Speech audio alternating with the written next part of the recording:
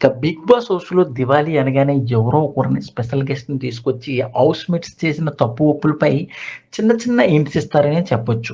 ఈసారి ఐపరాదిని స్టేజ్ మీద తీసుకొచ్చి హౌస్ మేట్స్‌కి చిన్న చిన్న హింట్స్ ఇవ్వమని నాగార్జున అలా పక్కకెళ్లారు. ఇక హౌస్ మేట్స్ అందరితో మాట్లాడిన ఐపరాది ఒక్కసారిగా రీతుని లేపి, "రీతు నువ్వు అసలు 'బిగ్ బాస్‌కి ఎందుకొచ్చావో చెప్పు" అనగానే, "రీతు ఎందుకొచ్చాను? ఆడడానికొచ్చాను" అంది.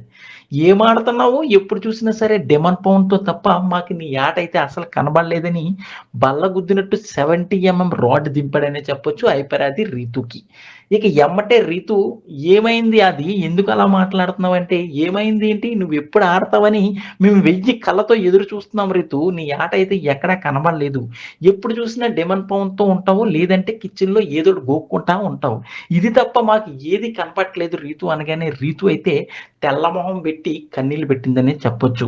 నీకు ఫైనల్‌గా ఒకటే చెప్తున్నాను. నీ ఫ్రెండ్ విష్ణుప్రియ ఏం చెప్పమందంటే, "రీతును ఆడితే ఆడమను, లేకపోతే ఎలిమినేట్ అయ్యి బయటకొచ్చేయమను.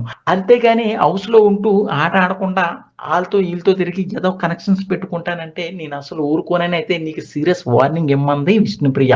సో, నీకు నేను చెప్పేదేంటంటే, ఇక నుంచి నువ్వు ఆట మార్చుకుంటే నువ్వు అక్కడుంటావు. లేదంటే నా పక్కన ఉంటావనైతే ఆది అయితే మాత్రం గట్టిగా రీతుకి కౌంటర్ ఇచ్చాడనే చెప్పాలి. ఇక రీతుకి ఇలా కౌంటర్ ఇస్తుంటే డెమాన్ పవన్ మొహం అయితే నల్లగా మాడిపోయిందనే చెప్పొచ్చు. ఇక హైపర్ ఆది మాట్లాడుతున్న మాటలకి హౌస్ మేట్స్ అందరూ కూడా గుర్రు పెట్టి చూస్తున్నారు. రీతునేంటి ఇంత డైరెక్టర్‌గా తిడుతున్నాడు హైపర్ ఆది అనేదైతే హౌస్ మేట్స్ అందరికీ అర్థమైంది. సో, రీతు ఇక నుంచైనా తన గేమ్ మార్చుకుంటదా? లేకపోతే ఎప్పుడు డెమాన్ పవన్‌తోనే ఉంటదా? అనేదైతే ఒక కామెంట్ పెట్టండి. ఖచ్చితంగా ఈ వీక్ గాని, రీతు గాని ఎలిమినేషన్‌లో ఉంటే ఖచ్చితంగా ఎలిమినేట్ అయ్యే ఉండేది అని ఏదైతే కామెంట్స్ పెడుతున్నారో. సో, రీతు ఆటపై మీరేమనుకుంటున్నారు? అలాగే హైపర్ ఆది రీతుపై చేసిన కామెంట్స్‌పై మీరు ఒక కామెంట్ పెట్టండి. మరిన్ని లేటెస్ట్ లైవ్ అప్డేట్స్ కోసం చూస్తూనే ఉండండి మన ఛానల్.